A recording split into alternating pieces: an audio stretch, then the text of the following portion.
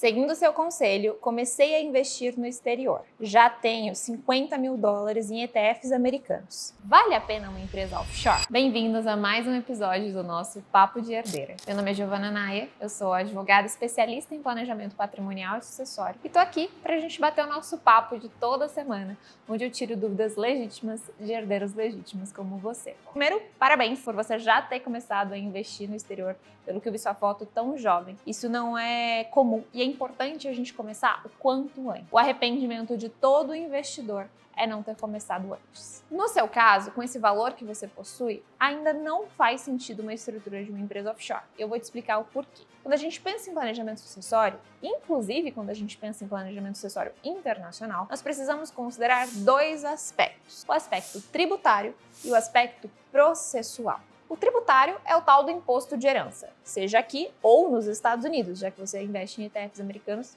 diretamente na corretora de lá. E o aspecto processual é o tal do processo de inventário, ou como a gente chama de probate nos Estados Unidos. Sob o aspecto tributário, se você é um não residente americano, como eu, provavelmente a maior parte de vocês, o seu imposto de herança nos Estados Unidos, ele só vai passar a existir a partir de investimentos de $60 mil.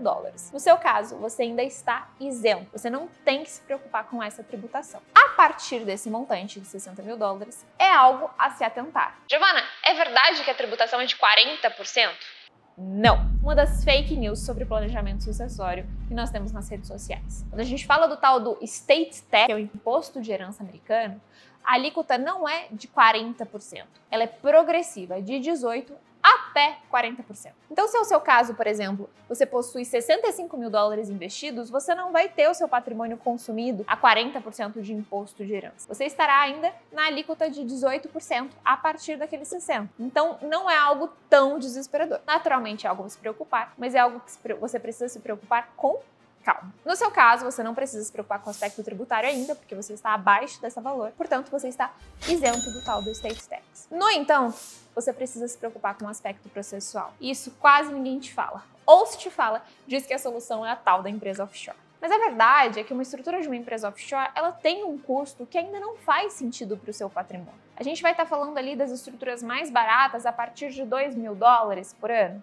Ainda assim, é um valor alto para quando a gente fala do seu patrimônio nesse momento. Dessa forma, a gente precisa aprender a cuidar do aspecto processual, evitar o processo de inventário, tal do probate, de outras maneiras. E é possível fazer isso, Giovana? É possível e sem custo. Mas isso nem todo mundo quer que você saiba. O lado bom da gente estar conversando aqui, sem conflito de interesses, batendo um papo honesto de herdeira, é que eu vou poder explicar para você algumas das alternativas que você possui para ter uma facilitação sucessória no exterior sem custo algum. Isso é possível graças às cláusulas de facilitação sucessória dentro das contas bancárias. Hoje nós vamos falar basicamente de duas cláusulas, de duas opções de contas bancárias, que serão adequadas diretamente na sua corretora ou no seu banco. É a cláusula de Joint Tenancy with Rights of Survivorship e a cláusula de Trust on Death. A cláusula de Joint Tenancy, ela é uma cláusula que traz uma ideia de conta conjunta. É uma conta conjunta com cláusula de sobrevivência. Basicamente, se Maria possui $50 mil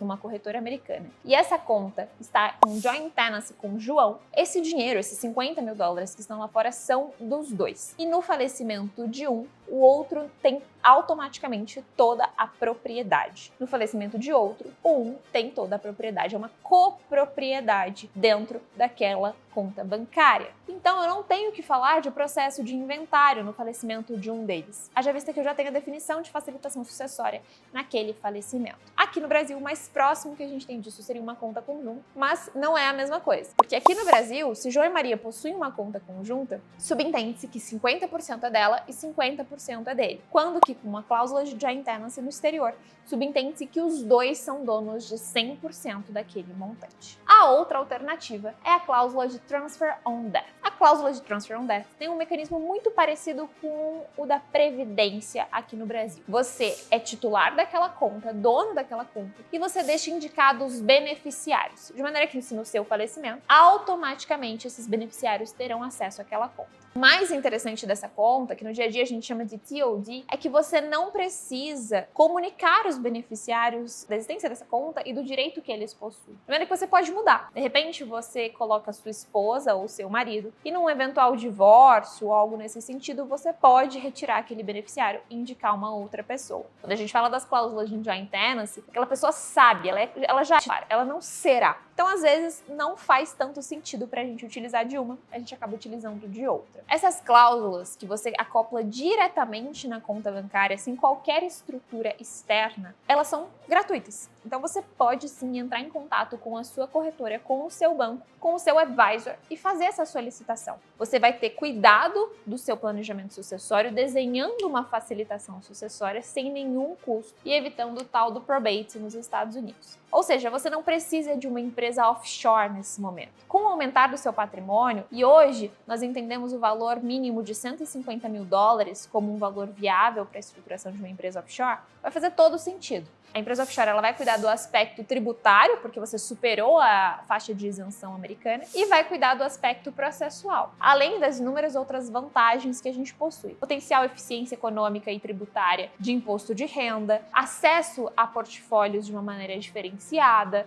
proteção patrimonial e sigilo de dados. Mas para além disso, quando a gente olha para o básico, para você que tem um patrimônio menor, o mais importante é cuidar do aspecto tributário e do aspecto processual. No seu caso, uma cláusula de TOD, uma cláusula de joint tenancy vai resolver e vai ser a solução dos seus problemas. Você não precisa arcar com os custos de uma empresa offshore nesse momento. Eu espero que você tenha gostado desse vídeo, que ele tenha sido útil para você. E se sim, peço para você já deixar o seu like, compartilhar com aquele que mais precisa falar sobre isso e também te convido para deixar já a sua pergunta para o nosso próximo Papo de Herdeira. Vai ser um prazer falar com você.